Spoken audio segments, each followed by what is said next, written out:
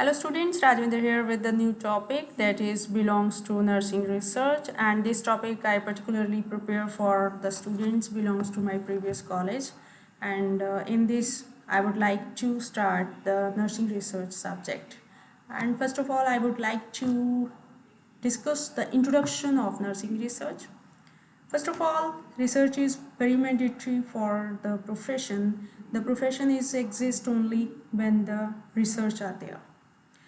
And the introduction of the research is one of the few ways by which knowledge can be generated and a discipline can maintain its professional status and growth. Okay, nursing research is very important for the growth of the profession, and when we want to improvement in the clinical area, in the administration area, and in the education. For example, in the previous time we heard that our elder nurses check the temperature only with one thermometer. With one thermometer, they check the temperature to all the patients, and after that, researchers done, and the after analysis, the findings are the researchers found that only one thermometer proliferate the microorganism in the patients, and after that patients suffering from the infection. And the solution these days every patient has their own individual thermometer. Okay, and the infection rate comparatively low as compared to the past. Then next is methods of acquiring knowledge in nursing. There are two methods: unstructured method, which are traditionally applied, and the structured method, which are applied these days on scientific basis. The first one, unstructured method. Unstructured method have 5 kinds. First one is tradition, then authority, next one is intuition, then experience, then trial and error. We are going to discuss on the next slides. Then first one is tradition. Traditional nursing knowledge is learned mainly with the help of books, journals, by words of mouth, and observing the practices of others. That is a tradition unstructured method. Okay, then the authority means in any profession, in every profession, only few people are experts with special knowledge, and they help to their juniors or help to the new generation for guide the new generation to improve the profession. And the authority, the people with higher length of experience in the discipline and with virtue of their position are believed to be a sound source of knowledge and understanding. Then the intuition. What is intuition? The things we feel, that is intuition. And the information obtained through sixth sense without conscious thinking, and there is no logic behind. But in this, the rationalizing the information may not be obtained. We can obtain the knowledge, obtain the information with the help of sixth sense, but there is no rationale behind the intuition. Okay. The next is experience. Experience is a useful way of gaining knowledge, but relying solely on it and overhanging its importance can be detrimental to nursing practices. For example, in our hospitals, there are experienced nurses there, more than 15 years, 30 years experience, but we do not totally rely on their experience or on their practices. Okay. Then the next is trial and error. Trial and error is the most common approach of gaining the knowledge, but this knowledge often unrecorded and unacceptable in subsequent clinical situations. For example, one new nurse appointed in the ward, and she do not know how to lift the bed with the key, and after that she try and make mistake, trial, make mistake. After that she becomes successful. That is the trial and error, but there is no record of the trial and error situations, and it is not acceptable in clinical situations. Next is structured method. Till now we have covered the unstructured method. Here we have covered tradition, authority, intuition, experience, trial and error. Then the next one is structured method.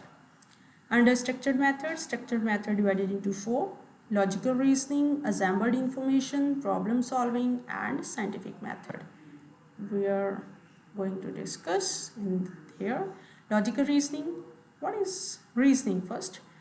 It is the mental processing of ideas to solve problems. Okay, when we use the mind, use the new ideas to sort out any issues, that is the reasoning.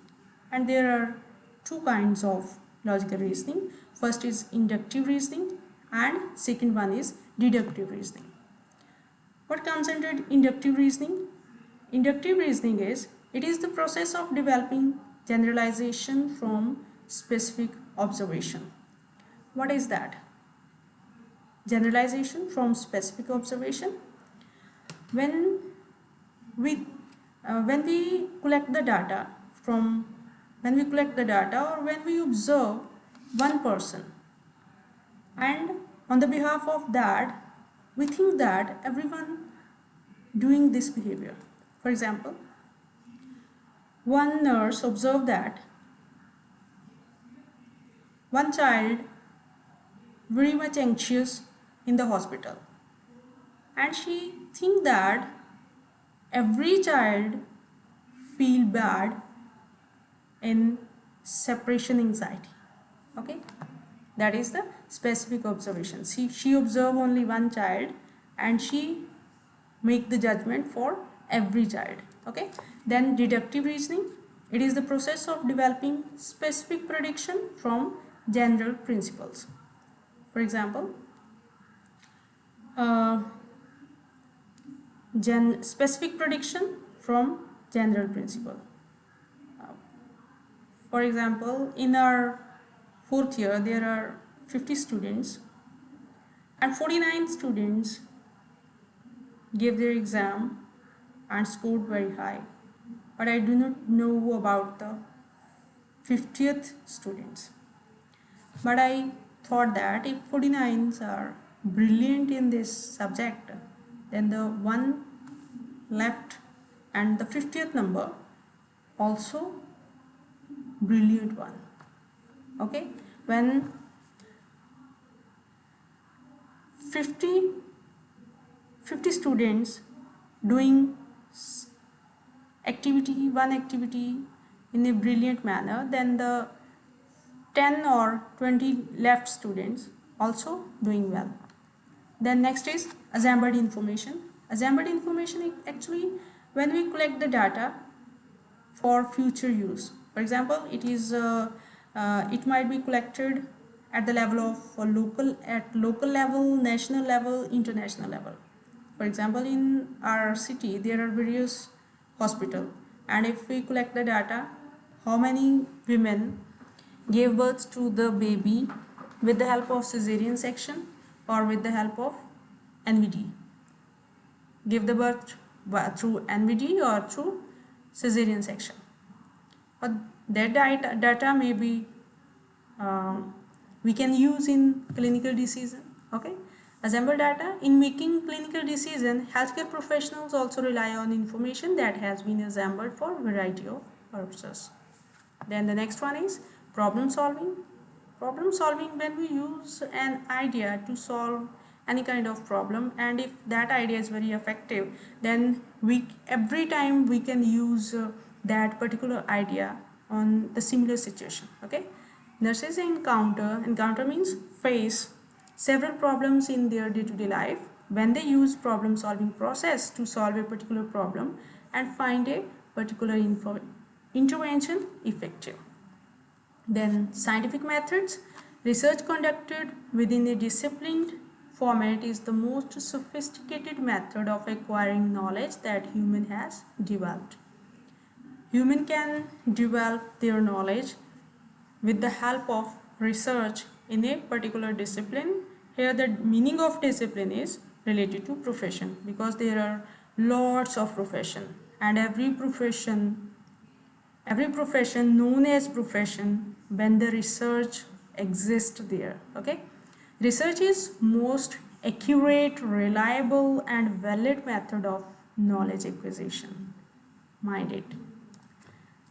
I hope this lecture is helpful for you. If you feel any kind of difficulty, I feel very happy to help you. Thank you very much. Take care.